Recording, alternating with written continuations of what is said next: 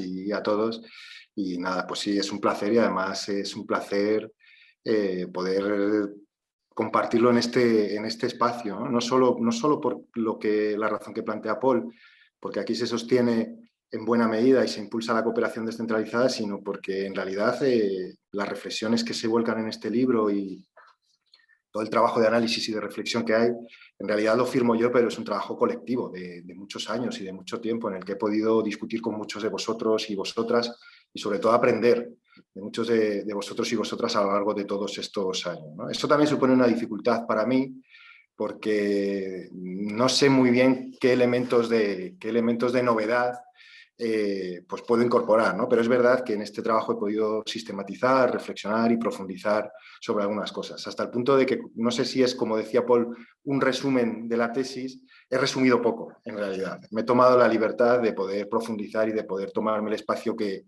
necesitaba, ¿no? Por eso la lectura pues también lleva un rato. Y bueno, quería agradecer particularmente a la agencia, pues la Agencia Vasca de Cooperación, a Paul, a Marlene y a todo el equipo haber organizado este espacio, ¿no? Y este encuentro que a mí me parece muy, muy pertinente, ¿no? Y además, a medida que iba viendo cómo se incorporaba gente, pues he podido ver a gente muy querida y la verdad es que es un privilegio este, este espacio, ¿no? Bueno, ya dicho todo esto, si os parece, me meto un poco a intentar desgranar en 25 minutos aproximadamente algunas de las ideas importantes, ¿no? Seguramente la idea más importante, que no está presente en el libro, pero yo creo que no debemos perder de vista, es que pues seguramente si pensáramos hace 10 años en el futuro de la cooperación descentralizada, justo hace 10 años además, yo creo que estábamos en uno de los momentos más críticos para esta cooperación, pues no podríamos pensar que hoy en día pudiéramos estar teniendo este debate, ¿no? Me refiero a este debate con las características que tiene este debate, tratando de pensar el futuro de la cooperación descentralizada, yo creo que desde una perspectiva optimista, desde una perspectiva transformadora, desde una perspectiva ambiciosa, ¿no? En el sentido de poder darle pues un giro o poder profundizar en el papel que puede jugar esta política en el mundo en los próximos años, ¿no? Lo que no implica desconocer que también estamos ante riesgos muy grandes, mucho más grandes de los que estábamos hace 10 años. Lo que pasa es que la crisis de la cooperación descentralizada la vivimos muy, muy intensamente, ¿no? Pero el contexto histórico y el contexto internacional es diferente. Bueno, yo lo que os planteo, no me he preparado una presentación muy al uso o muy canónica, sino lo que voy a intentar es compartir algunas de las ideas que considero que son más importantes de este libro, de este trabajo, o de la reflexión que yo llevo haciendo durante los últimos años, ¿no? Dos ideas tienen que ver con un carácter más general, para luego centrarme en 5 ideas concretas que sí que interpelan de manera directa a la cooperación descentralizada, pero quienes ya me conocéis sabéis que siempre necesito tomar un poco de distancia, un poco de perspectiva, porque creo que así solo podemos enmarcar y explicar y entender bien los retos a los que nos enfrentamos, ¿no? Y finalmente, al final del todo, plantearé algunas reflexiones muy breves a modo de cierre. Bueno, las dos ideas así de carácter más general que quiero plantear interpelan de manera muy directa a la cooperación descentralizada, pero no solo a la cooperación descentralizada. Creo que nos interpelan como sujetos sociales, como actores políticos, al conjunto de la cooperación y también a la cooperación descentralizada, ¿no? La primera tiene que ver con el propio título del libro, ¿no? Cuando hablamos de nuevos horizontes de cooperación, o nuevos horizontes, mejor dicho, para la cooperación, yo quiero trasladar con mucha intensidad o con mucha fuerza de que no es una cuestión retórica, de que realmente estamos ante un momento histórico, no viene de hoy, no viene de los elementos más recientes o del contexto más reciente, pero sí que es algo que tiene mucho que ver con el momento que estamos viviendo, y creo que hay bastante diagnóstico. Hay un sobrediagnóstico de la necesidad de abordar cambios, pero hay una cierta incapacidad para abordar esos cambios, ¿no? Básicamente yo creo que hay 2 elementos en la realidad que nos están señalando la necesidad de ese cambio. Yo he tenido la oportunidad de compartirlos con muchos de vosotros y vosotras y tampoco voy a profundizar mucho ahora sobre ello, ¿no? Pero claramente vivimos en un contexto de crisis muy profunda. Yo creo que hay que hablar abiertamente de crisis civilizatoria, de la que la crisis sanitaria, de la que la pandemia o la sindemia que estamos viviendo es una expresión muy clara, pero no es la única, y hay otras que ya conocemos, ¿no? Y eso, además, en un contexto en el que la cooperación está en una situación de crisis muy profunda. Y cuando hablo de la cooperación, hablo del sistema de cooperación internacional, pero hablo de la cooperación también estatal y de la cooperación descentralizada. Yo creo que hay que asumir que estamos en un contexto de crisis, independientemente de lo que estemos haciendo para responder a esa crisis, porque es un contexto de crisis estructural para la política de cooperación. Y aquí ya empezamos a ver algunos de los elementos que nos llaman a repensar o a replantear en profundidad la política de cooperación, ¿no? Los elementos que tienen que ver con esa crisis. Creo que hay elementos que tienen que ver con la propia teoría, con el propio sustrato teórico o con aquello con lo que trabajamos o para lo que trabajamos en la cooperación, es decir, con la propia idea del desarrollo. Yo creo que ahí ya tenemos un elemento de reflexión importante donde vienen muchas de las crisis de la cooperación internacional, ¿no? Hay otro elemento de crisis que es institucional, sobre todo si pensamos en el conjunto del sistema de cooperación internacional, ¿no? Hay crisis que tienen que ver con los actores. No hemos conseguido articular un sistema democrático de cooperación internacional y seguramente esta es la principal dificultad o la principal limitación de la cooperación internacional. Es una paradoja, un subsistema de actores, elementos que tratan de transformar la realidad, no se estructura sobre un sistema democrático. Yo creo que eso es una contradicción en sí misma y es una limitación importante. Y desde la cooperación descentralizada, y esto ya es una de las ideas finales que plantearé, creo que podemos podemos aportar muchas cosas para que el sistema de cooperación sea mucho más democrático. Bueno, las prácticas y los instrumentos que incorporan o que acompañan a la cooperación descentralizada creo que también están en crisis, ¿no? Por lo tanto, estamos ante una necesidad de reacción, pero insisto, como decía al principio, que no es retórica, no podemos limitarlo al ámbito retórico porque es mucho más profunda. Y de no hacerlo, seguramente la cooperación internacional y también la descentralizada está condenada a la irrelevancia. Y esto es una lectura, yo creo que es dura, pero creo que tenemos que asumir. Relevancia social e irrelevancia política. Yo creo que a ninguno de los que estamos aquí, ni a ninguna, nos gustaría que este fuera el escenario futuro de la cooperación internacional. Y por ahí ir terminando esta primera idea, creo que hay que entender que esta es un desafío, la de pensar los nuevos horizontes de la cooperación internacional, que afecta a todos los planos de la cooperación internacional. Afecta al plano global, ahora mismo hay debates muy interesantes en el sistema internacional, afecta al plano estatal y afecta al plano descentralizado o al plano subestatal, ¿no? Y es verdad que hay interacciones y debe haber interacciones entre estos tres planos, pero hay elementos que son específicos de la cooperación descentralizada y pienso que hay que abordar esos desafíos, ¿no? Bueno, esa es una primera idea muy general y me conecta o me ayuda a conectar con la segunda idea, ¿no? Y es verdad que estamos ante un contexto importante de cambios en la estructura de la realidad, cambios en los problemas, cambios en la propia sociedad internacional y cambios también en la cooperación internacional. Pero necesitamos que esos cambios sean de carácter sistémico. Y esto para mí significa dos cosas: que afecten al conjunto del sistema, pero también que sean cambios profundos o integrales, ¿no? Mi lectura, desde todos los años que llevo analizando la cooperación internacional, es que muchos de los cambios son superficiales, son muy parciales o son excesivamente reformistas, cuando necesitamos cambios que son de un calado mucho más fuerte, ¿no? Y además, haciendo una lectura de cómo está ahora mismo este contexto global, yo identifico que algunos de los cambios que se están produciendo son positivos, pero otros no tanto, ¿no? Y si identificamos tres niveles, o tres ámbitos, el ámbito global, el estatal y el subestatal, desde mi punto de vista veo elementos positivos en el ámbito global y en el ámbito subestatal, y no tanto en el ámbito estatal. Creo que donde mejores lecturas se está haciendo de esta realidad en cambio y hacia dónde debe abordarse o orientarse la cooperación internacional es más en el ámbito global, sobre todo en una cierta tensión o disputa que está habiendo entre el sistema de Naciones Unidas y el CAD de la OCDE, lo que no quiere decir que vaya a producirse un desplazamiento del centro de gravedad, pero ¿por qué no? Y en la cooperación descentralizada, ¿no? Donde pienso que, y por lo menos muy aterrizado en el Estado español, donde veo que se están produciendo debates de mucho interés. Nuestro desafío es si conseguimos trascender a esos debates. Sin embargo, donde no veo elementos de tanta oportunidad o elementos de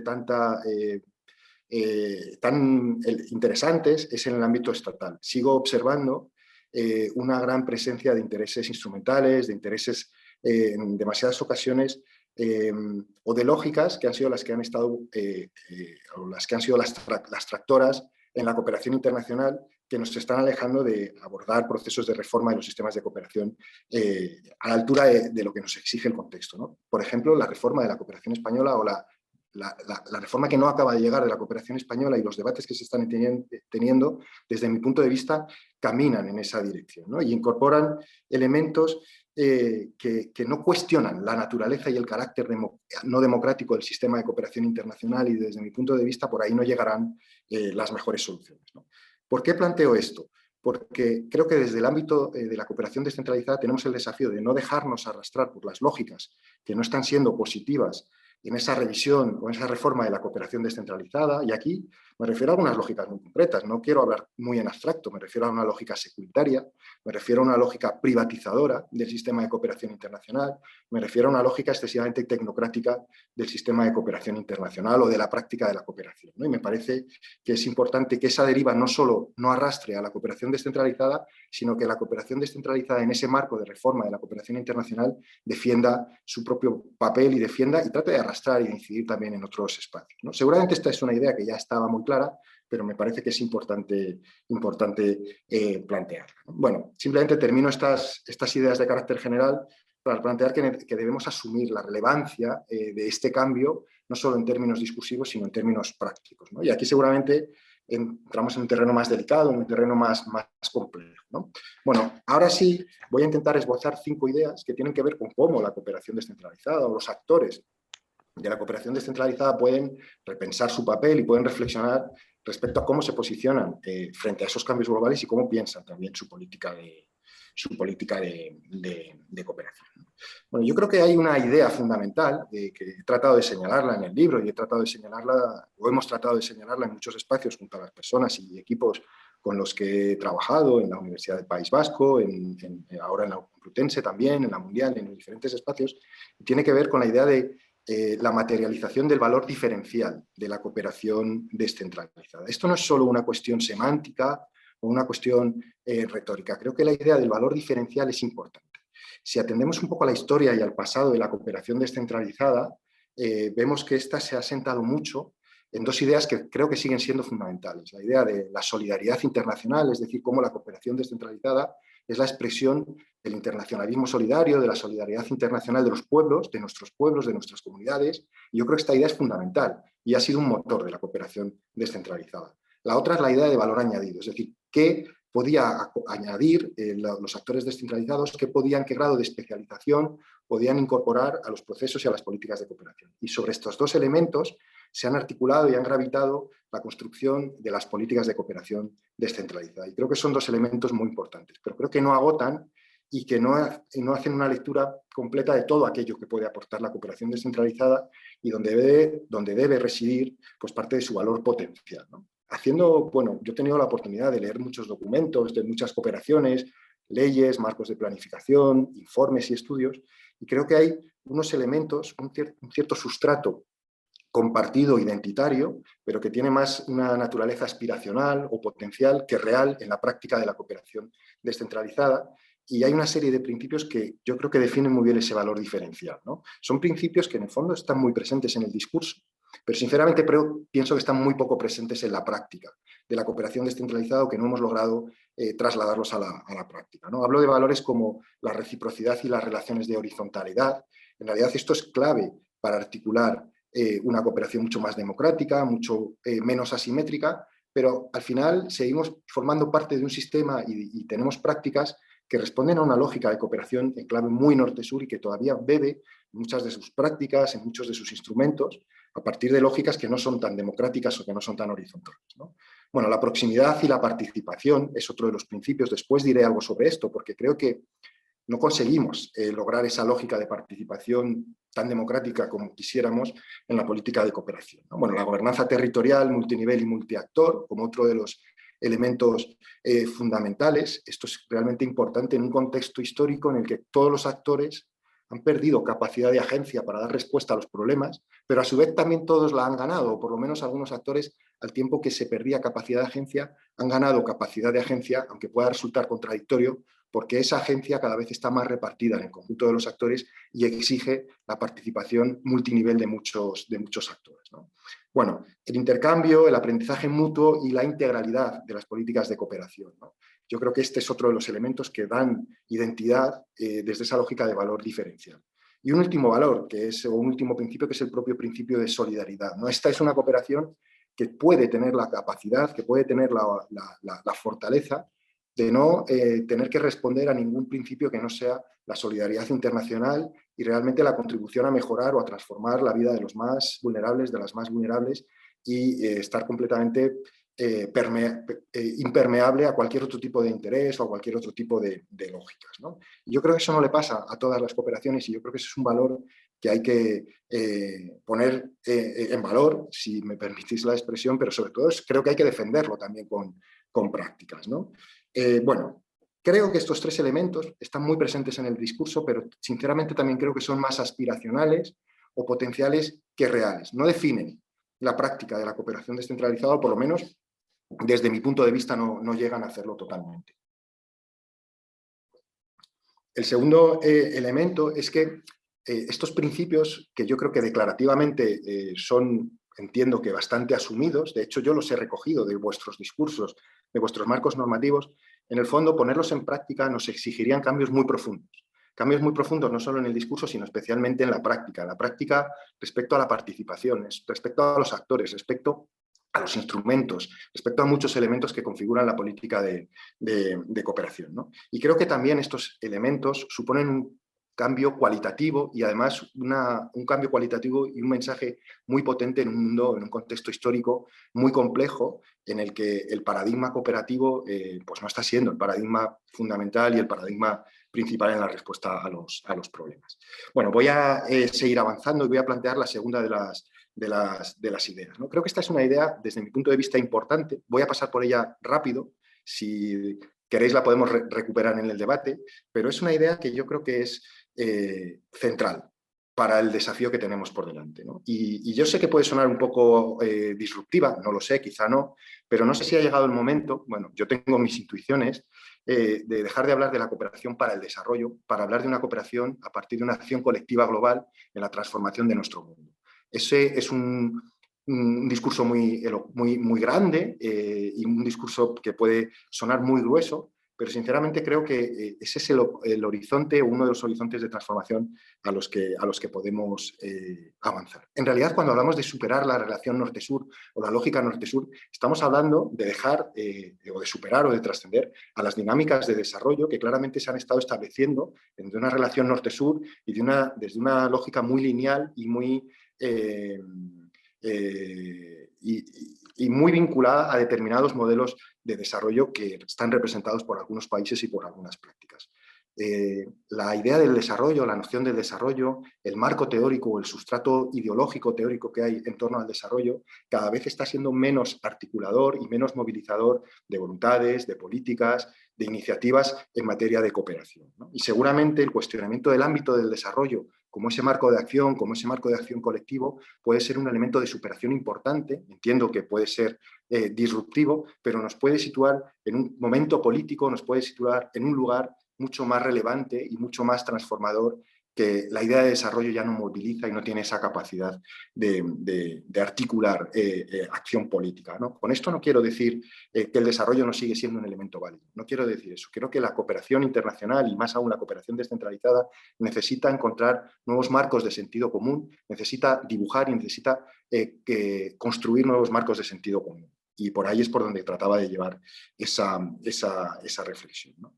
Otra vez más, esto no es solo una cuestión retórica, esto es una cuestión que también nos lleva a replantearnos discursivamente muchos elementos y a replantearnos también muchas prácticas, ¿no? Y en concreto nos lleva, en primer lugar, a plantearnos objetivos diferentes, objetivos más ambiciosos, objetivos renovados frente a los objetivos que hemos estado trabajando en la política de cooperación internacional, ¿no? Y ahí, desde mi punto de vista, surgen dos marcos de objetivos fundamentales. Un marco de objetivos más relacionado con los objetivos con los que hemos estado relacionándonos a lo largo de estos años, ¿no? Y es la respuesta a los problemas de la sociedad, de los colectivos, de los pueblos, de los actores más vulnerables, de los actores que se encuentran en una situación de mayor vulnerabilidad. Lo que ocurre es que la respuesta a estos problemas es cada vez más compleja porque responden a matrices, a dinámicas, a tendencias sistémicas, históricas y seguramente muy estructurales, ¿no? Y no hemos desarrollado las capacidades, ni las herramientas, ni los instrumentos para trabajar en esa clave de complejidad, ¿no? Discursivamente yo creo que estamos haciendo avances, pero nuestras herramientas, nuestros métodos de trabajo no se han adaptado a esa complejidad de los problemas, ¿no? Y yo creo que ahí tenemos un importante desafío. Pero un segundo desafío es tener una cooperación mucho más estructural, una cooperación con mucha más capacidad de incidir en la realidad en la que se generan esos problemas, ¿no? Digamos, y por ahí tiene que ver esa renovación del marco discursivo desde el desarrollo al modelo de convivencia global o a la propia estructura de la realidad en la que podamos tener una mayor capacidad de incidencia en aquellos elementos que están configurando la realidad, ¿no? Y esto claramente nos hace gravitar o transitar hacia una cooperación de un carácter mucho más político que la cooperación que hemos tenido en la actualidad. Y ojo, con esto no estoy planteando abandonar los procesos de acompañamiento, de emancipación, de cooperación con las sociedades locales en los países en los que trabajamos. No se trata de eso. Se trata, desde mi punto de vista, de darle un perfil de mayor profundidad y de mayor carácter estructural, ¿no? Y eso también implica trabajar en materia de coherencia de políticas y trabajar en nuestros propios territorios en otras claves que no puedo desarrollar en este momento, pero que podemos profundizar después, ¿no? Bueno, una cuarta idea, yo ya sé que estoy pasando de manera muy sucinta por ideas que son algunas de ellas fuertes, pero podemos tener espacio para discutirlas, ¿no?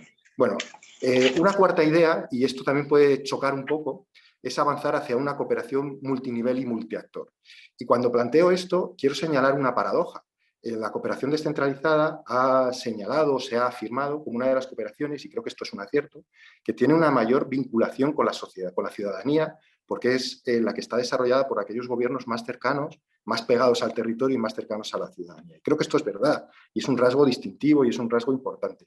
Pero también creo que hay una paradoja entre una cooperación que asienta su discurso en este elemento, pero que tiene una capacidad tremenda, y yo creo que aquí es necesario una cierta crítica a nuestra capacidad de movilizar a la sociedad, porque no hemos sido capaces de movilizar al conjunto de los actores de la sociedad en la política de cooperación. Y esto no quiero que se lea como un reproche ni nada de eso, simplemente como una limitación estructural que tiene que ver con el modelo de cooperación que tradicionalmente hemos desplegado y que tiene que ver con el origen y la institucionalización de la cooperación descentralizada. Pero tenemos el desafío, desde mi punto de vista, de jugar un papel mucho más articulador de las voluntades, de las capacidades, de los actores del territorio, ¿no? Y esto no estoy planteando ni desplazar a unos actores por otros, ni prescindir de unos actores que han sido los actores tradicionales. Al revés, lo que creo es que hay mucha más capacidad de encontrar o de ampliar la base social y de fortalecer a la política de cooperación incorporando a actores diversos, ¿no? Y estoy hablando de movimientos sociales, estoy hablando de organizaciones sociales,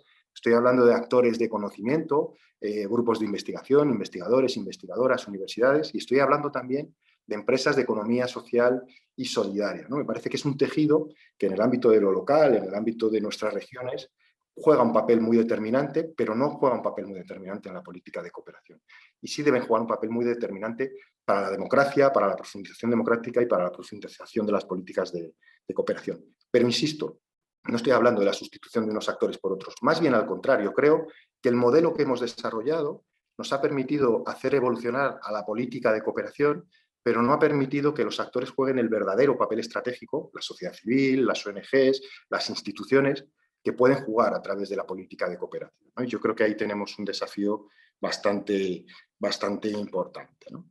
Y quiero también hacer una pequeña mención a la idea de la articulación multinivel o la articulación entre instituciones. Desde mi punto de vista hemos enmarcado desde una perspectiva de la coordinación la colaboración entre organizaciones cuando creo que debemos ir desde un análisis de interdependencia y transnacionalización de la realidad a una lógica de mayor corresponsabilidad entre actores, ¿no? Digamos que la coordinación entre actores es una obligación si entendemos que la respuesta a los problemas de la sociedad global son también parte de nuestras responsabilidades, como claramente creo que así es, ¿no?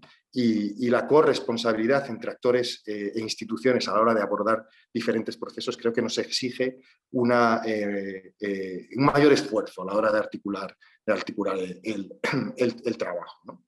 Bueno, quiero ir terminando porque ya queda muy poquito tiempo, prácticamente, si no Paul me va a regañar, ya llevo prácticamente los 25 minutos, y me queda señalar una última idea que en realidad no la voy a desarrollar mucho, porque es una idea que yo creo que la hemos podido discutir en muchos espacios, y es que todos estos cambios, que son cambios discursivos, que son cambios profundos, que son cambios en la forma de ver la cooperación y en la forma de articular la cooperación, todos ellos pasan por una especie de cuello de botella, o todos ellos pasan por una especie de aro, que es la transformación de nuestro modelo de cooperación.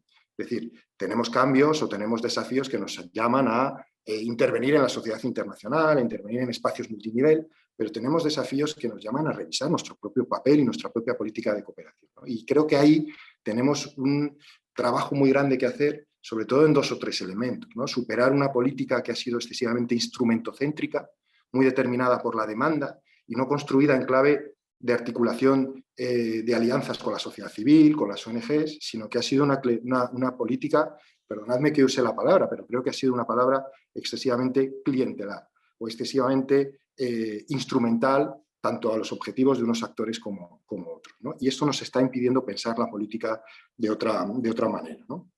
Creo que no tenemos un buen diálogo político con las organizaciones sociales y con los socios de cooperación, ¿no? Y perdonadme porque me estoy observando como muy regañón por todas las cosas que no funcionan bien, pero creo que es un ejercicio que podemos o que debemos hacer quienes somos en cierta medida observadores de la política de cooperación para tratar de señalar cuáles son los elementos de transformación, ¿no? Bueno, ya he agotado mis 25 minutos. He intentado plantear algunas de las preguntas, de las ideas fundamentales del libro, pero no me ha dado tiempo, lógicamente no es un espacio para profundizar en algunas de ellas. Estoy convencido que lo podremos hacer a partir de ahora, ¿no? En lo que queda de la sesión. Pero sí que quiero dejar 3 ideas que creo que son seguramente las más importantes. La primera es que no voy a decir nada nuevo que no sepáis, pero creo que nos estamos jugando mucho en este momento histórico. Nos estamos jugando cosas que trascienden a la cooperación internacional, pero de las que la cooperación internacional creo que debe ser partícipe. Nos estamos jugando la democracia, nos estamos jugando la justicia, nos estamos jugando la equidad, nos estamos jugando salir de un momento histórico con más derechos o con menos derechos. Y esto no es una cuestión menor, esto es una cuestión histórica. Estamos en un momento de bifurcación histórica. O salimos juntos, juntas, más fuertes, o salimos de aquella forma en la que los más poderosos, las más poderosas, saldrán más reforzados, pero el resto de la población mundial, ¿no? Y yo creo que la cooperación internacional debe leer este momento histórico, seguramente ya lo está haciendo, y debe formar parte de la construcción de un sentido común en la que esto esté claramente patente, ¿no? Es decir, esa idea del sálvese quien pueda no es aceptable, ni moral ni políticamente aceptable, y creo que hay que disputarla con mucha fuerza. ¿Y eso a qué nos interpela o cómo nos implica? Pues yo creo que comunicativamente tenemos que hacer muchísimo más esfuerzo. Y no me refiero solo al esfuerzo que hacemos para contar o difundir nuestro trabajo y nuestros proyectos, sino que creo que tenemos que jugar un papel mucho más fuerte en la conversación global y en el discurso público. Y creo que eso nos está interpelando, ¿no? Esa era la segunda idea fundamental, ¿no? Y la última idea que quiero plantear, y es una idea que en el libro se plantea con mucha fuerza, o por lo menos así lo intento, es el papel de la cooperación en la construcción de un mundo más justo y la construcción de un mundo más sostenible a través de la idea de los universales recíprocos, ¿no? Una de las grandes críticas a la cooperación internacional es que ha sido un proyecto históricamente hegemónico que ha tratado de internacionalizar o de naturalizar una determinada visión del mundo. Y yo creo que no le falta razón a esa crítica. La cooperación descentralizada, apoyándose en esa idea tan interesante que nos sugiere Marina Garcés de los universales recíprocos, creo que tiene la capacidad de articular o de contribuir a la construcción de un modelo de convivencia global en el que cada actor, cada comunidad política pueda encontrar sus caminos propios hacia la emancipación en un contexto universal que es inevitablemente compartido, ¿no? En esa sociedad involuntaria de riesgo de la que nos hablaba Habermas. Y yo creo que ahí lo dejaría, ¿no? Creo que he intentado señalar algunos desafíos importantes y sobre todo haciendo una lectura política de la realidad en la que nos encontramos. Y bueno, hasta aquí llego y os agradezco muchísimo la atención. Nada, muchísimas gracias. Bueno, Nacho, mil gracias por esta primera intervención, que yo creo que, uno, me entran ganas de leer el libro. Os hemos puesto en el chat el enlace a la editorial, en el libro, y has puesto también una cantidad de temas claves para un debate hoy y para más días, ¿no? Va a haber tiempo ahora enseguida para intervenir libremente y muy rápidamente les hemos pedido a 2 personas, a Manel Vila y a Mariluz Ortega, que hagan una réplica amigable o con más elementos. Y como vamos con mucha prisa, Manel, 4 o 5 minutitos para poder reaccionar con algunos de los elementos que plantea Nacho en tu libro y todo. Adelante, Manel. Muchísimas gracias, Paul. Gracias, Nacho. Además de agradecer el debate, lo decía ahora Nacho, nos estamos jugando mucho. Creo que es el momento y la razón es que en Francia están cambiando la ley de cooperación, en Italia están cambiando la ley de cooperación y en España hay muchas comunidades y nos estamos planteando todos los cambios en la ley de cooperación, porque es el momento para que nuestras políticas públicas en cooperación al desarrollo, o con el nombre que le queráis dar, ahora Nacho decía cooperación para la transformación, no se queden irrelevantes. Primero, por lo tanto, agradecer, me envió Paul Ortega el PDF y por lo tanto, Nacho, me leí el libro y te agradezco esta reflexión. Aunque sé que solo tengo un minuto, agradecer el trabajo de investigación que se está haciendo siempre desde Euskadi.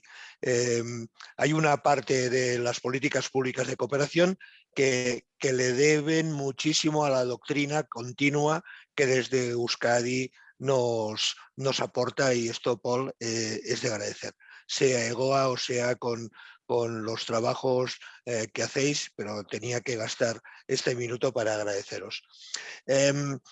Mi primera reflexión, Nacho, no es una reflexión. Intentaré, sobre todo, os pido que lo alejéis al máximo posible del conflicto político que en estos momentos hay entre Cataluña y España. Alejarlo, por favor, totalmente de ese tema. Pero nosotros no nos encontramos a gusto ni con la cooperación descentralizada, ni con el concepto de la cooperación es competencia de todo el mundo que se crea que tenemos que vivir en un modelo de convivencia global. Igual que el estatuto nuestro dice que hemos de perseguir la felicidad, hemos de perseguir la cooperación para encontrar otra manera de aguantar, de vivir, de subsistir en este planeta. Y por lo tanto, ya nos pueden poner los objetivos que quieran, que el objetivo desde una política pública de cooperación para la transformación global tiene que ser conseguir unos nuevos mecanismos de relación entre horizontales, entre iguales, y hay que luchar al máximo posible para vencer las grandes desigualdades que tenemos. Y a partir de aquí, oiga, que cada uno le ponga el adjetivo que quiera, nosotros continuaremos haciendo. ¿Por qué es tan injusta este adjetivo que, por ejemplo, nosotros no podemos tener un convenio con Colombia, pero podemos tener un convenio con Antioquia? No podemos tener un convenio con Marruecos, pero lo tenemos con Tánger y la región de Tánger-Tetuán. O no podemos tener un convenio con India y tenemos un convenio con Andhra Pradesh, que tiene 72 millones de habitantes. O sea, el concepto subestatal, subregión, departamento y tal, es tan cambiante en el mundo que dejémonos de discutir de adjetivos. Este es el primer tema que quería poner. Es competencia de la gente que queremos que el mundo funcione de otra manera y a partir de aquí arbitremos el máximo de... Segundo tema, y tenía que ver con el agradecimiento a Euskadi y su base teórica. La política pública de cooperación es una de las políticas públicas que más se evalúa, que más seguimiento tiene, que más auditorías, quizás sí que hay un sobrediagnóstico de lo que está pasando, pero en términos de eficacia, eficiencia, de efectividad. Claro, es que es una política pública que lo que persigue es mejorar el mundo. No perseguimos que llegue agua potable a no sé qué población, es que hemos establecido y hemos hecho aprobar por nuestros gobiernos que es una política pública para transformar la manera de funcionar de este planeta. Entonces, clarísimamente, siempre vamos a estar con la botella medio llena o con la botella medio vacía. Nacho nos hablaba de la gobernanza del planeta, que el sistema de cooperación sea más democrático, pero es que cuando el sistema no es democrático, y el sistema no es democrático, hay vetos, hay consejos de seguridad, nadie escoge el Fondo Monetario Internacional ni el Banco Mundial, y es un club de amigos. La Unión Europea cada vez más es un club de socios. Si el sistema no es democrático, pedirle a la cooperación que cada vez sea más democrática. Bueno, vayamos paralelamente en estos temas. Acabo mi tiempo. Nacho, haces una referencia muy clara al tema de incorporar más inteligencia a los sistemas de cooperación, y a mí me parece claro. Tenemos que ir un pasito más adelante de los temas que nos van pasando, ¿no? Cuando llegó Trudeau a la presidencia de Canadá, además del Ministerio de Interior y el Ministerio de Exteriores, creó el Ministerio de Asuntos Globales, porque dijo, cada vez hay menos política interior y menos política exterior, y hay que trabajar de asuntos globales, ¿no? El hecho, y lo avanzas en el libro en tu cuarta conclusión, nuestro sistema tiene que entrar más en analizar lo que pasa, en incorporar la inteligencia a los programas y a las políticas públicas de cooperación. Y la última cosa, que me ha gustado mucho que acabes con esta referencia, yo me había apuntado aquí, Nacho, hemos de ganar el relato. Tú hablabas de políticas de comunicación. A la que salen las políticas de comunicación me asustan, porque lo harán unos gabinetes de comunicación. Pero hemos de ganar el relato. Mientras después de cada telediario salga un anuncio de una ONG pidiendo caridad o haciendo pena porque tienes que comprar tu pulserita, con este relato no vamos a mejorar ni vamos a ser más relevantes. Y hemos de hablar con periodistas, hemos de hablar con medios de comunicación, hemos de hablar con quien sabe de estos temas, pero una de las cosas básicas de nuestra política pública de cooperación para la transformación global es ganarle el relato a lo que está ganando en nuestra sociedad civil. Ganarle el relato no en mi patio, no en mi trastero, no en mi nombre, primero los de casa. Todo esto se gana con un buen relato, y aquí sí que tendremos que gastar energías en los próximos tiempos. Paul, sí. Todo tuyo. Mil gracias, Manel. Estás en forma. Pues rápidamente, Mariluz, también, si puedes en 4 minutos, mejor, así les damos más tiempo al resto de los participantes. Estamos en un poco más de 60 personas. Solo una cosita, alguien sé que se tiene que ir, solo os digo una cosa, tenemos una sorpresa para el final, que si alguien se va antes se la va a perder, no digo más. Mariluz, adelante. Muchas gracias, Paul. Muchas gracias, Nacho, también por la presentación, y yo, igual que Manel, agradezco por una parte a la Agencia Vasca el esfuerzo de haber hecho este espacio que nos nutre a todas las comunidades autónomas, y a Nacho el dedicar el trabajo de investigación a algo tan importante como es la cooperación descentralizada, ¿no? A ver, en 3 minutos. Lo primero que quisiera, parto del final, de esas ideas que decía al final, que comparto plenamente, que nos jugamos mucho, la importancia de construir otro mundo y la importancia también de la comunicación. Nosotros, como comunidad autónoma andaluza, sí que es algo que desde un principio asumimos el papel que tenemos como cooperación descentralizada. Yo creo que ese discurso entre la realidad y el discurso en Andalucía ha habido mucho de hacer realidad el discurso, aunque no lo ha comunicado, aunque no se ha comunicado, pero tenemos instrumentos que han permitido poder hacer realidad parte de ese discurso. Pero sí que asumimos pues la declaración de eficacia de la ayuda y el papel que como cooperación descentralizada tenemos. Y no tenemos no hay ningún problema en que tiene que haber una coordinación, y que la coordinación supone que hay alguien que coordina. En unos casos seremos nosotros, en otros casos será el Gobierno de España, en otros casos será la Unión Europea, en otros casos será el Gobierno catalán. Nos coordinamos y sabemos situarnos en un momento en un espacio o en otro. Sí que pedimos también ahí el que en esa coordinación también se nos den espacio. Yo veo que en estos últimos meses, en estos 3 últimos años, ha habido un avance, en el caso de la cooperación española, en darnos más espacio de participación en los marcos de asociación país y a la hora de definir cuál va a ser esos espacios de coordinación. Queda mucho. La cooperación delegada es algo a lo que debemos poder aspirar, pero no por nada, sino que están aspirando otras organizaciones y si nosotros estamos trabajando de verdad, o sea que hay que poner, hacer que los instrumentos, el discurso sea real para nosotros, pero también por parte de la cooperación española. Me ha llamado la atención, Nacho, y aquí me imagino que no ha sido casual, que no has nombrado ni una vez a la Agenda 2030. No lo has dicho, pero bueno, la digo yo.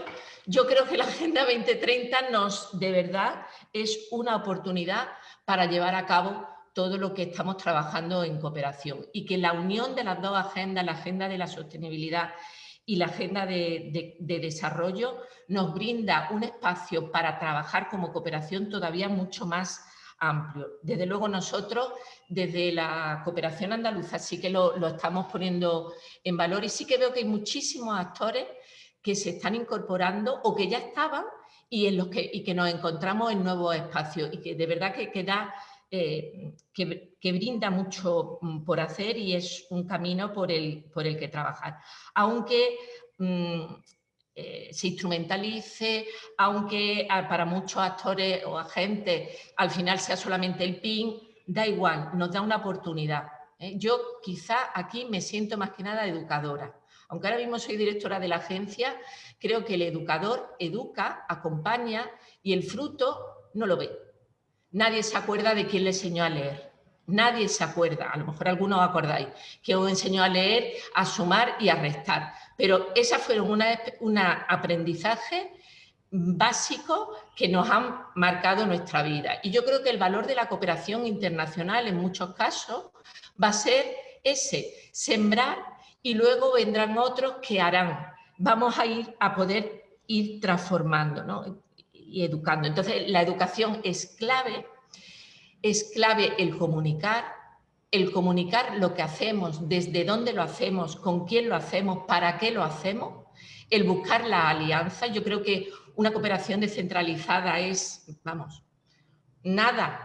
En unos casos serán direcciones generales, en otros casos somos agencias públicas, pero tampoco tenemos tanta cuantía de fondos. Pero sí tenemos la capacidad y yo creo que la obligación como administración pública de generar espacios de diálogo y de encuentro entre agentes. Creo que en los últimos años no se estaba haciendo y debemos hacerlo. Y no debemos morir inundados de papeles. Yo lo siento, esto me lo han oído mucho mis compañeros de la agencia porque les insto a que, aunque tengamos que acompañar y promover y financiar, más allá de la financiación y de una gestión eficaz de las subvenciones, este es nuestro papel como cooperación pública y como agencia pública. Pero también es muy importante comunicar. Y comunicar desde dónde lo hacemos y para qué lo hacemos. Porque hay agentes y hay parte de la sociedad civil que no está en esta onda, pero que no está y quisiera estar, pero es que jamás ha oído hablar de esto. Y tenemos que también una responsabilidad de generar esa solidaridad en toda la ciudadanía.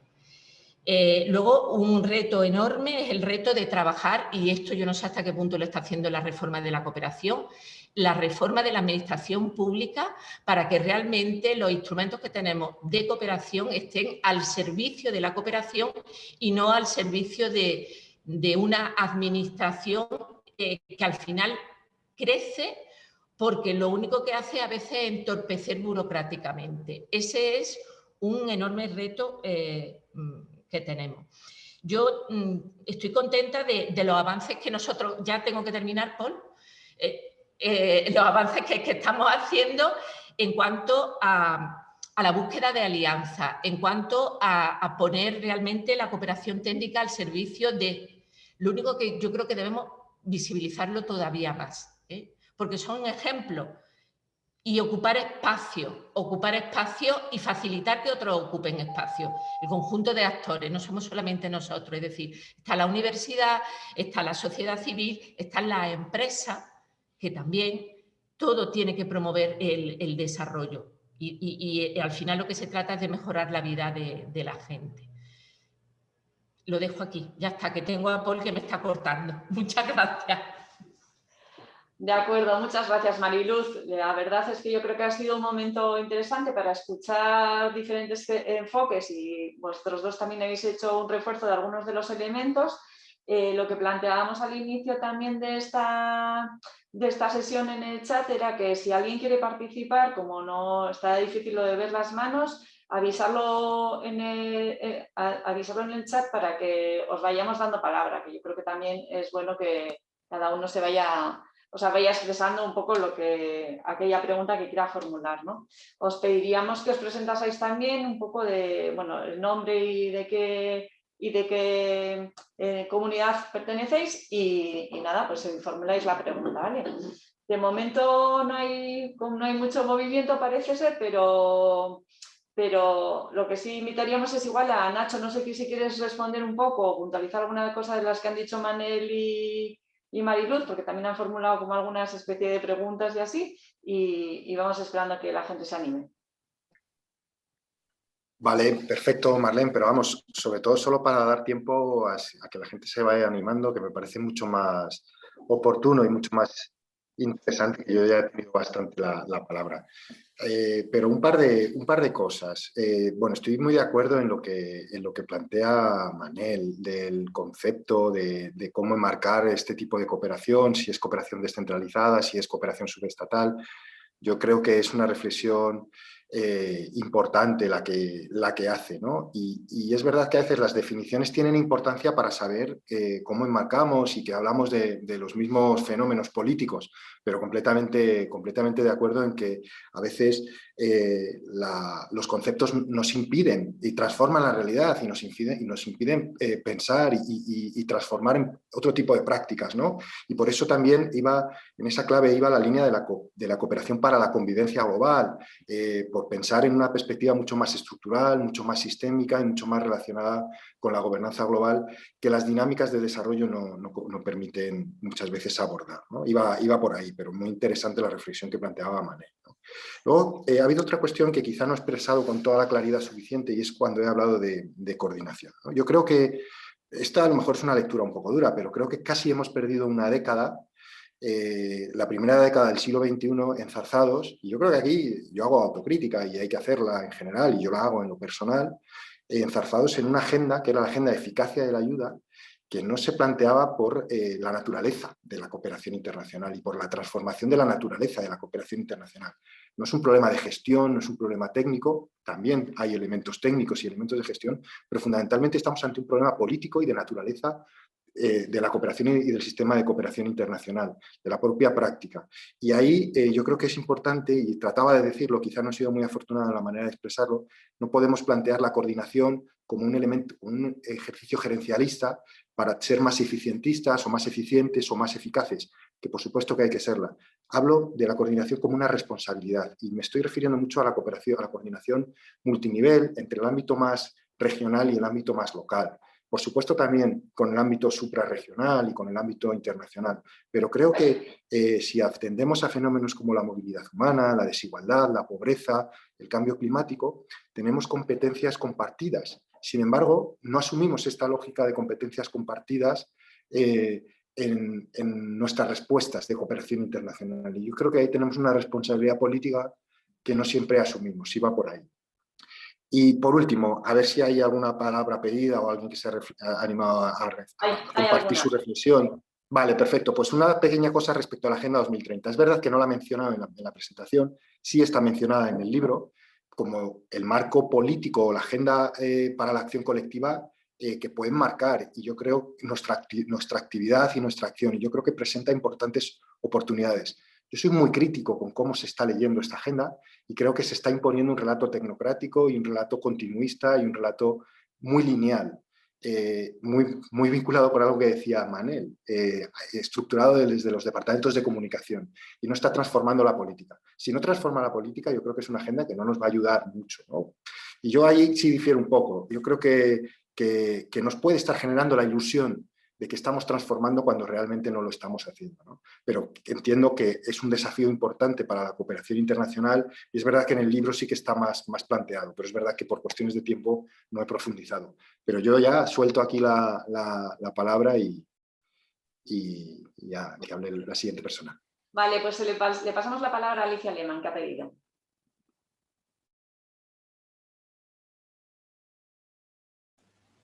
Hola, ¿me escucháis? Sí. Muchísimas gracias. Sí. Muchas gracias, Nacho, por el libro y por la presentación. Me ha resultado muy enriquecedora la lectura. Tengo 2 preguntas y un comentario. 2 preguntas. La primera está vinculada con el capítulo 4 de tu libro, donde estás hablando más de las discusiones globales también en torno a la cooperación y el papel de los gobiernos descentralizados. Y te quería preguntar cómo crees que va a dialogar esta propuesta normativa que apuntas como horizonte para la cooperación descentralizada en torno a la convivencia global con los marcos más mainstream de la cooperación tradicional, con diferentes grados de sofisticación y zafiedad en torno a la securitización de agencias como USAID o NORAD o SIDA, y también con algo que desconozco yo y por eso te lo pregunto, con los marcos normativos que pueden estar proponiendo la cooperación emergente de países como China, Turquía o Corea, ¿no? ¿Cómo crees que va a dialogar esta propuesta en torno a la convivencia global con estos enfoques? Segundo, ya más centrado en el capítulo 5 y la cuestión del instrumentocentrismo de la cooperación vasca, y que creo que también es de la cooperación descentralizada, pues claramente ha consumido gran parte de los recursos y las capacidades y los tiempos de todos los eslabones de la cadena, de la agencia, de la entidad solicitante, de la entidad local. Y claramente nos hemos centrado muchos esfuerzos en la formulación y seguimiento de proyectos, pero también a lo largo de todos estos años se han construido muchas capacidades en todos los eslabones de la cadena, ¿no?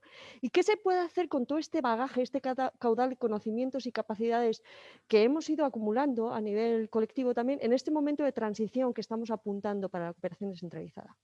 Y luego el tercer comentario, bueno, esto ya es un comentario, me ha parecido súper sugerente e incluso profética el tema de la cooperación sustituta que comentas en el capítulo 4, o la cooperación oculta, precisamente en este momento en el que estamos lidiando con el tema en Palestina, con los que está sucediendo en Nicaragua, me parece incluso profético en este momento.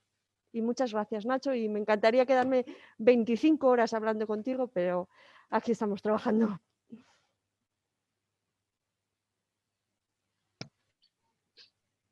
Bueno, no sé cómo hacemos, Marlene. ¿Recogemos más palabras? Pues es que son un poco diferentes y así. Ahora estaba planteando Dolors desde el Gobierno de Cataluña, ¿no?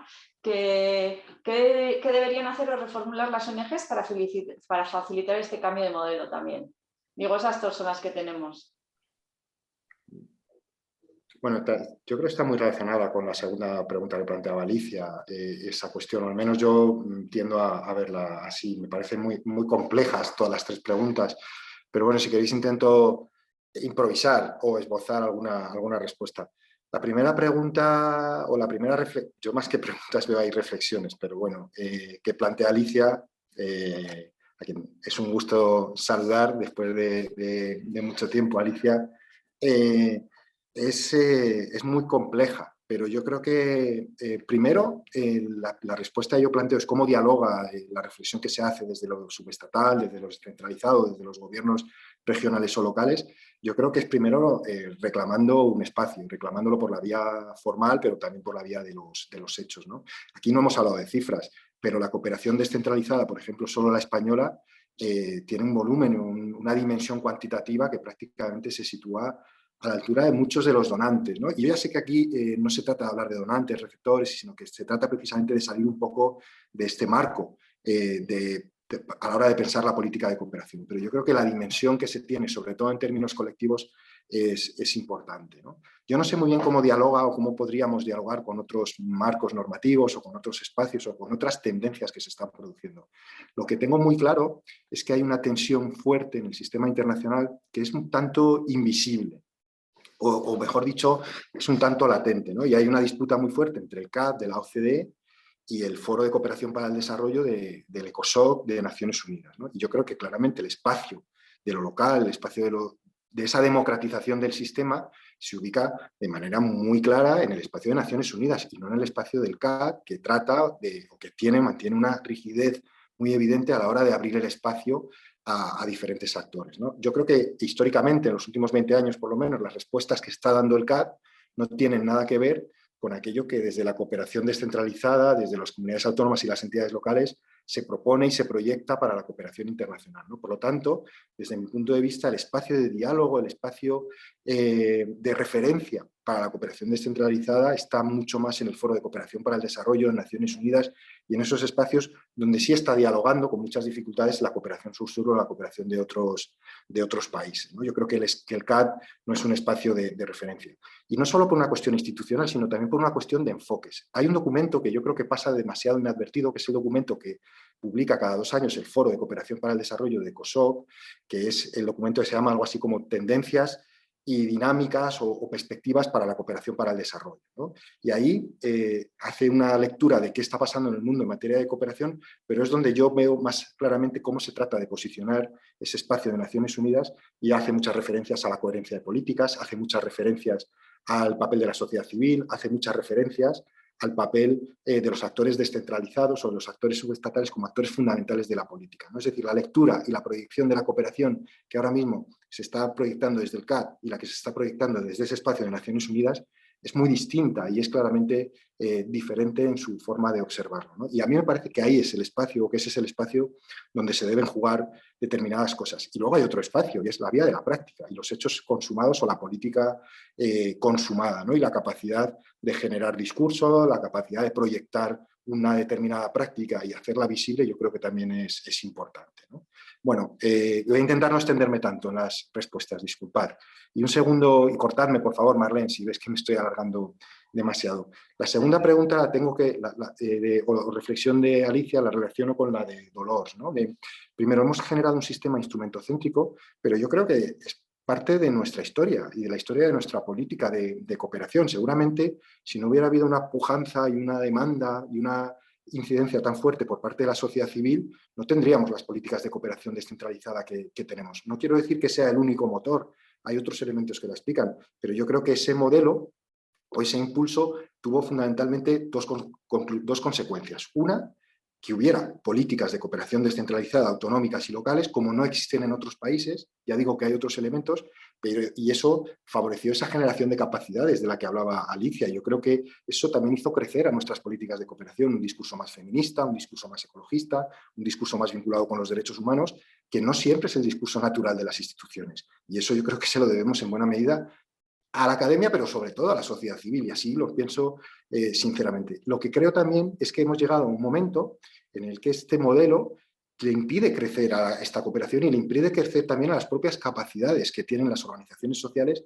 para seguir desarrollando la política de cooperación. Cuando yo planteo un cambio de modelo, y ahí entro a dialogar con la pregunta de Dolors, yo no estoy planteando una cooperación, o al menos yo creo que no se trata de proyectar una cooperación en la que las ONGs tengan un menos papel y dejen de hacer proyectos de cooperación. Más bien al contrario, yo creo que debemos pensar en un papel mucho más estratégico y más de fortalecimiento de la política de cooperación. Y eso tiene que ver con el diseño, el acompañamiento, la construcción de la política, el diálogo político en torno a la política de cooperación. Y sí que puede haber una cierta tensión entre un papel más fuerte en determinados espacios y procesos y un papel no tan relevante en la gestión de los proyectos, en la gestión, en los instrumentos de gestión de la política. Pero yo creo que esto no hay que verlo, o al menos yo quiero verlo, no como un desplazamiento, ni una sustitución, ni una pérdida de peso específico de las ONGs, sino como un avance hacia un papel más determinante y más transformador. Pero para eso necesitamos nuevos marcos normativos, nuevos instrumentos de cooperación, y yo creo que ahí la lógica o la forma de hacerlo es no es una forma abrupta, no es cambiar de la noche a la mañana nuestro modelo de cooperación. Yo creo que tenemos que buscar nuevos instrumentos que nos permitan ir transitando hacia esa lógica. Y cuando digo nuevos instrumentos, me refiero a nuevos instrumentos de planificación, de participación y de gestión de la política o de implementación de la política. Y aquí me callo. Muy bien, Nacho, muchas gracias. Otra pregunta viene de Elsa, desde la Generalitat de Cataluña, y comentaba, al hilo de lo que ha mencionado Manel, de los cambios en las leyes en otros países, ¿no? Preguntaba si en estas leyes se está visibilizando ese cambio de modelo que tú estás planteando, ¿no? Y si podría servir alguno de ellos de inspiración para también todos los cambios en las leyes que se están dando a nivel estatal y a nivel autonómico.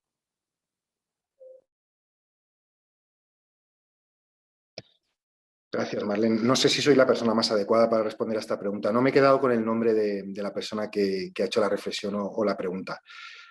Pero sin llevarlo tanto a estas dos leyes, que no conozco, quizá Manel conoce mejor ese contenido de esas leyes, yo lo que sí que veo es que primero a partir del año 2008 y después a partir de la crisis la mal llamada crisis de los refugiados del año 2015, los procesos de reforma de la cooperación asumen algo que es una constante histórica, y es en el momento en que hay más tensión política, económica, geoestratégica, que puede ser canalizada por la política de cooperación, se produce un giro en las políticas de cooperación. En el año 2008-2009, cuando muchos y muchas pensábamos que lo que se iba a producir era una caída abrupta de la ODE, como se produjo en el caso de España, lo que vimos es que esto no fue así. Lo que se produjo, contrariamente a lo que pensábamos, es que hubo un aumento de la cooperación internacional. Lo que pasa es que hubo un giro instrumental a través de los mecanismos de cooperación financiera vinculados con el mercado y del giro privatizador de la cooperación, que significaba que los donantes habían entendido que la cooperación en un momento de crisis económica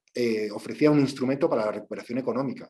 Y así se explica la ayuda británica, así se explica el giro privatizador que dan muchos países. En el año 2015 lo que se produce es un segundo giro securitario, como había sucedido en el año 2001 después de los atentados del 11 de septiembre, cuando la cooperación se va fundamentalmente a Afganistán, a Irak, a los intereses de política securitaria o de cuestiones securitarias, ¿no?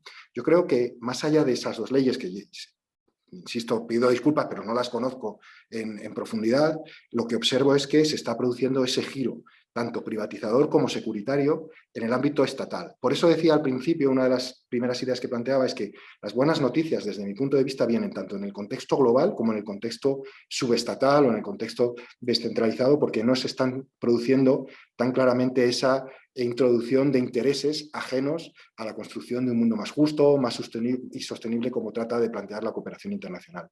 Creo que ese giro que se está produciendo en las políticas de cooperación no debe extrañarnos. Estamos en un contexto de retroceso democrático en el que las democracias liberales son las que más se están resintiendo y muchas de las que están viviendo mayores retrocesos.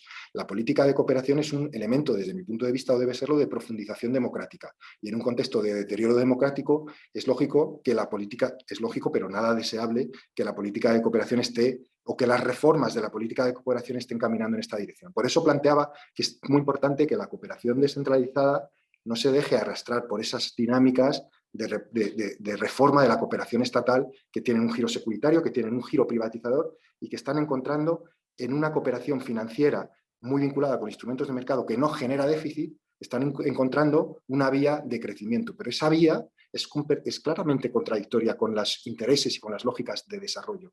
La sostenibilidad financiera entra en contradicción con la sostenibilidad en términos de desarrollo y en términos de sostenibilidad de la vida. Es hasta donde podría llegar en mi reflexión. Bueno, yo tenía una preguntilla por aquí y ahora me están diciendo que te pregunto otra cosa, pero bueno, primero la mía. Digo, dado que tú conoces bastantes experiencias de las cooperaciones descentralizadas o la cooperación autonómica, ¿no? No sé si podrías rescatar, sabiendo que no conoces todo y que nadie de los de aquí presentes nos vamos a sentir molestos porque rescates una experiencia u otra, pero algunas experiencias, tanto a nivel de planificación, de participación o de instrumentos y así, que tengan esa semilla de ese cambio de modelo que planteas, ¿no?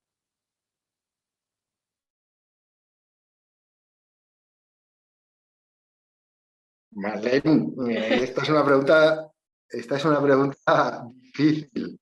No está escuchando a nadie, Nacho. Vale, como nadie me está escuchando y como y como estoy entre amigos y entre amigas, a ver, es difícil. A mí me parece que hay algunos elementos que son interesantes y yo los he observado en 2 cooperaciones, pero creo que toméis esto con mucha perspectiva, ¿no? Y sobre todo porque son algunas de las que más conozco. A mí me parece que una forma que ha sido interesante de empezar a pensar o a repensar el modelo tiene que ver con algo en lo que yo también he tenido la oportunidad de contribuir, y es esa idea de los ámbitos estratégicos. A mí aquí no me da tiempo a desarrollar esta idea, porque además creo que había una sorpresa preparada para el final y creo que es importante que tenga espacio, ¿no? Pero me parece que la cooperación extremeña, me parece que la cooperación vasca han apuntado algunos elementos muy interesantes sobre cómo desarrollar, darle una cierta vuelta a la forma de pensar el proceso y la dinámica política. Cuando yo hablo de una lógica instrumentocéntrica, creo que tenemos un problema de concepto en la política de cooperación que no está presente o no está tan presente en otras políticas.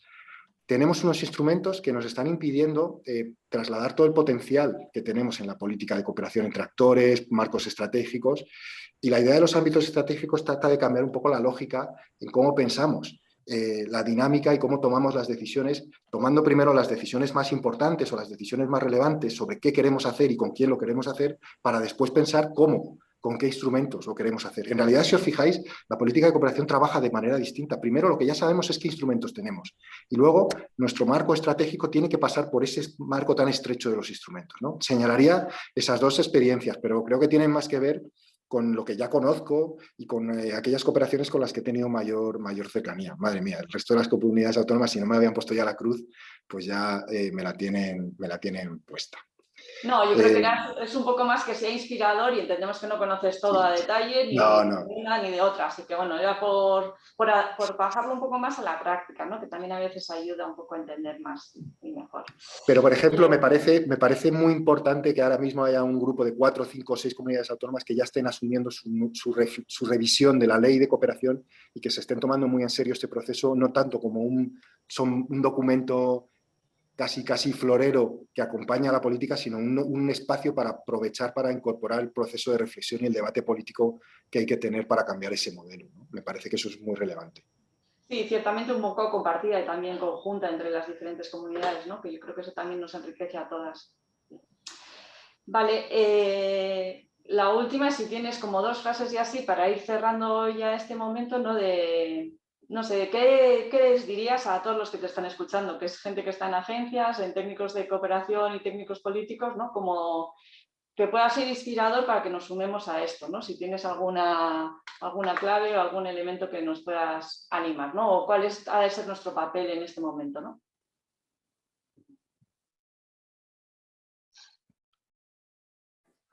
Es muy complicado, pero yo aquí voy a sacar un poco mi vena de profesor que está intentando reflexionar o que está muy preocupado con lo que está pasando en nuestras sociedades y quizá intentando trascender un poco a la política de cooperación, pero para decir que esto tiene que ver mucho con nosotros y con nosotras. Y creo que ya lo he dicho, ¿no? Y seguramente lo sepamos, pero creo que no es un juego lo que está pasando, que nos jugamos mucho, que estamos en un contexto histórico.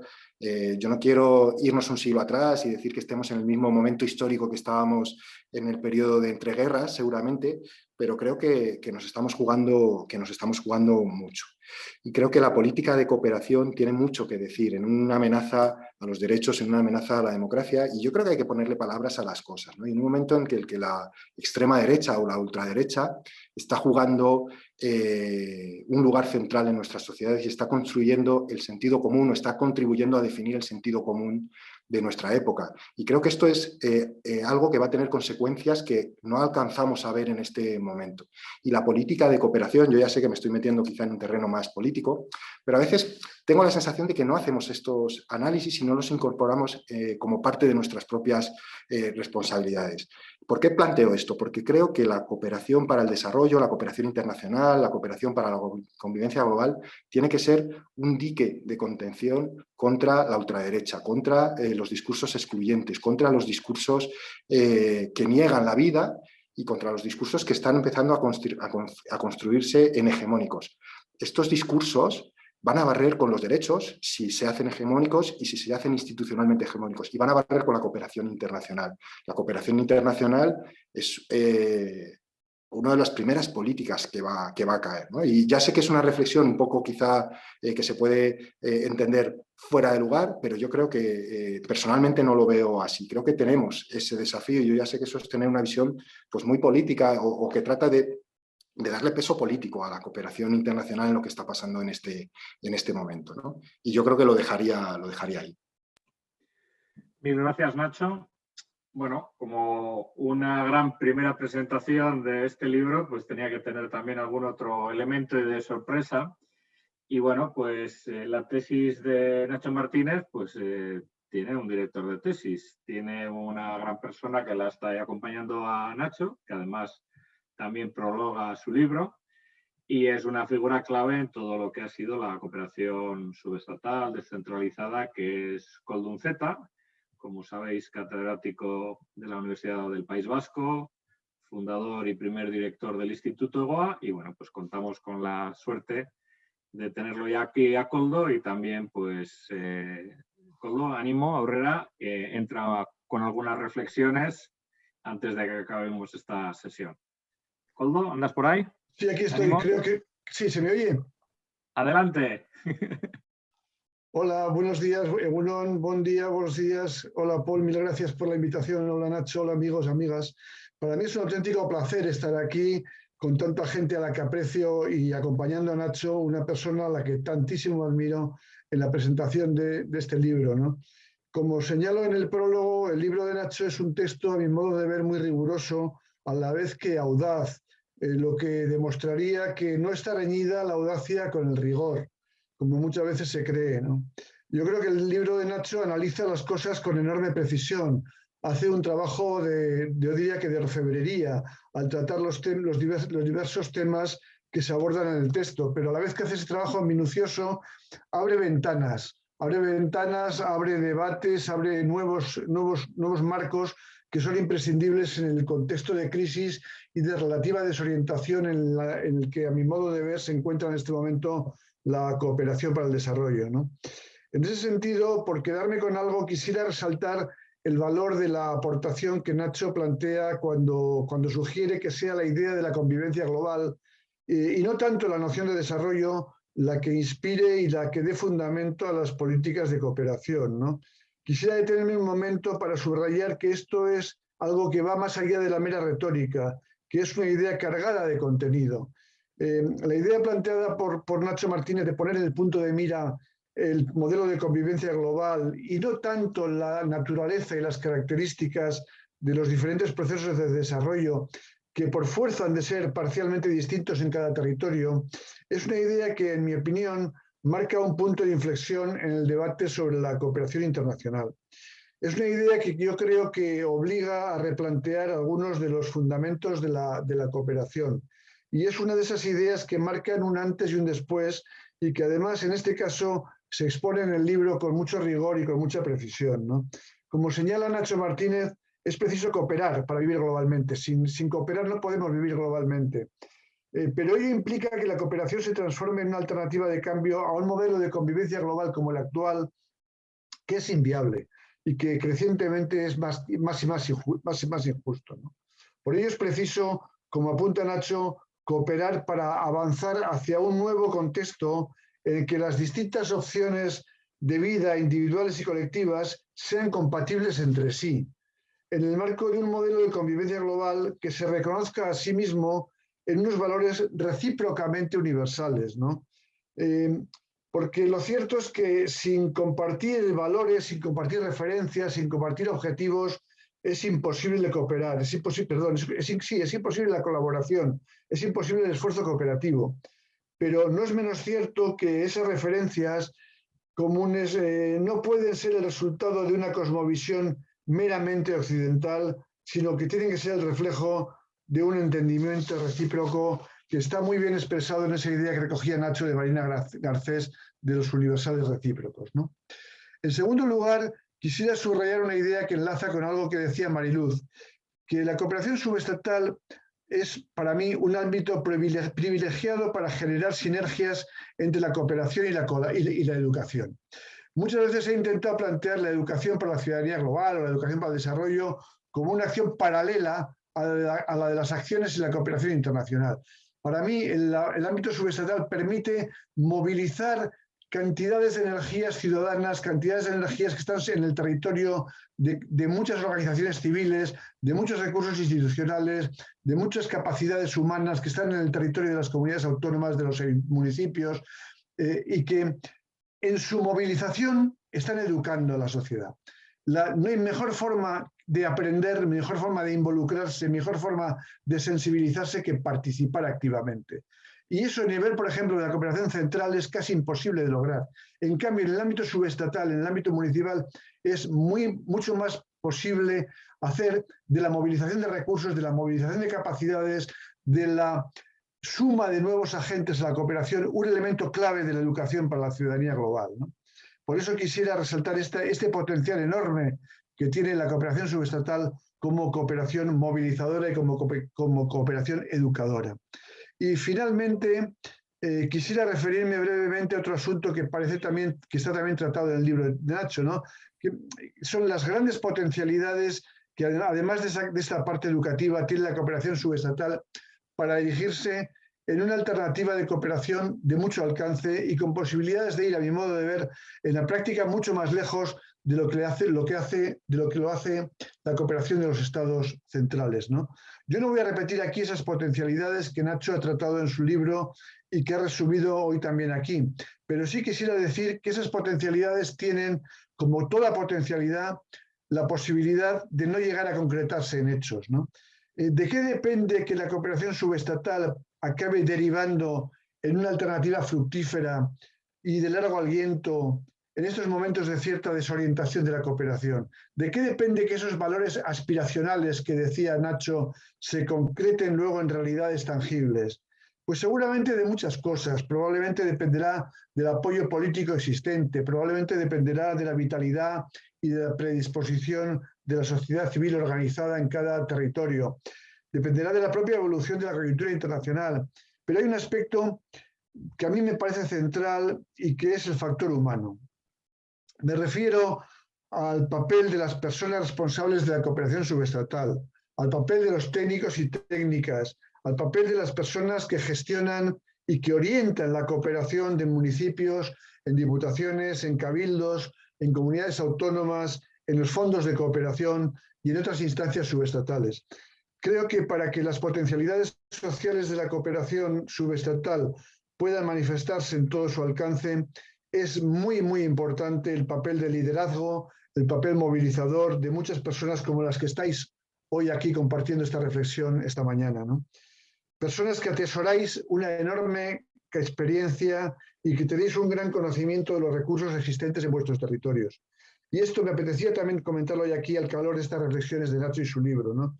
Porque es preciso reconocer el gran trabajo de tantas personas que os dedicáis a impulsar y gestionar la cooperación subestatal y convertir ese trabajo en un nuevo elemento de cambio, en un nuevo elemento de transformación que haga de la cooperación subestatal una auténtica alternativa a la cooperación un poco decadente, si me permitís la expresión, de la cooperación de los estados, ¿no?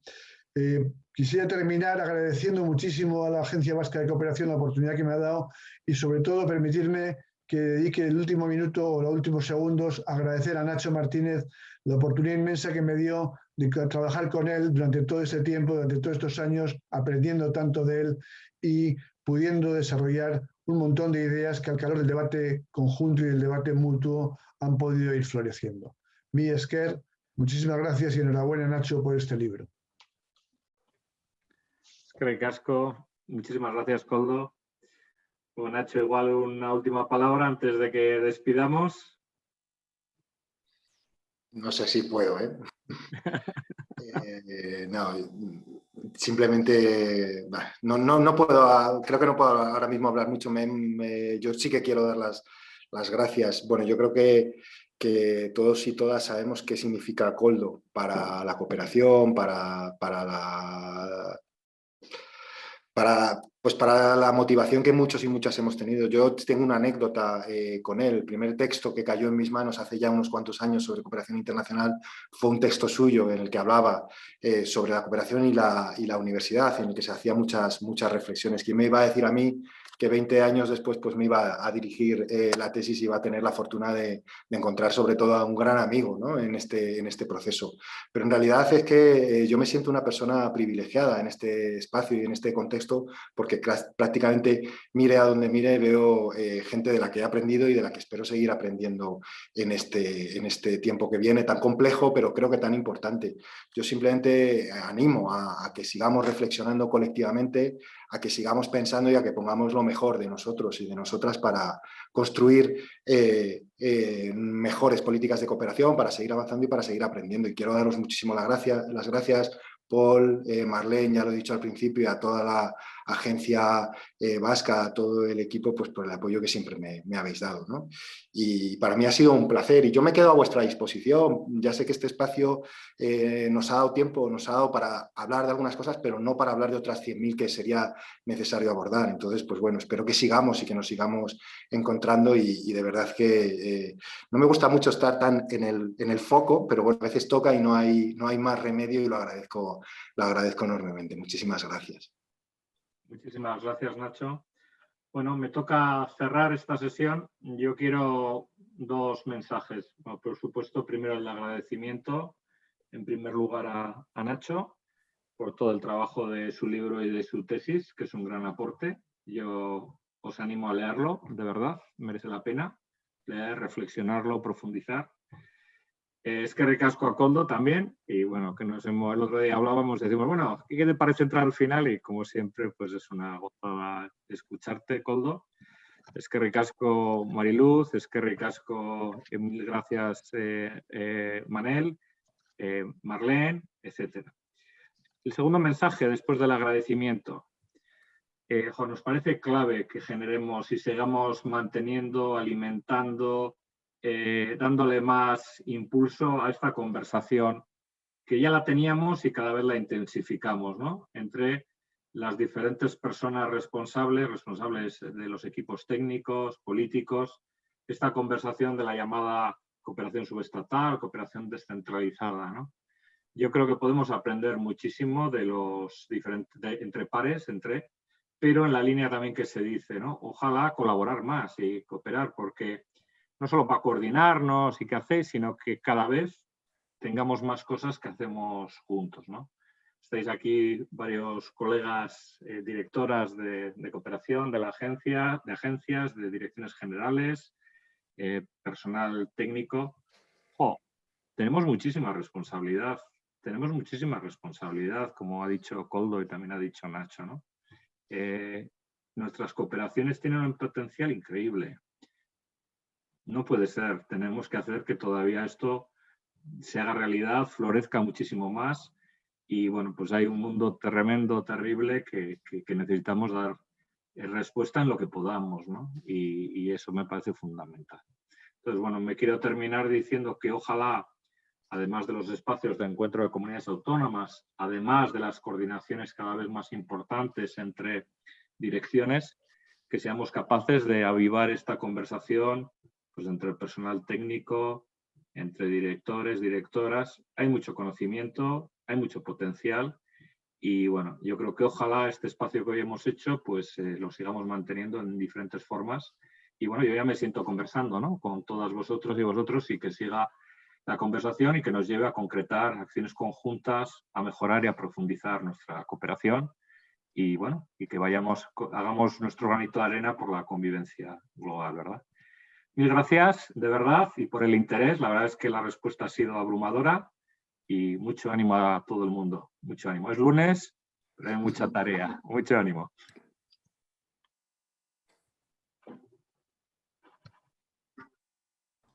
Muchas gracias. Muchas gracias, adiós. Un placer, hasta la próxima.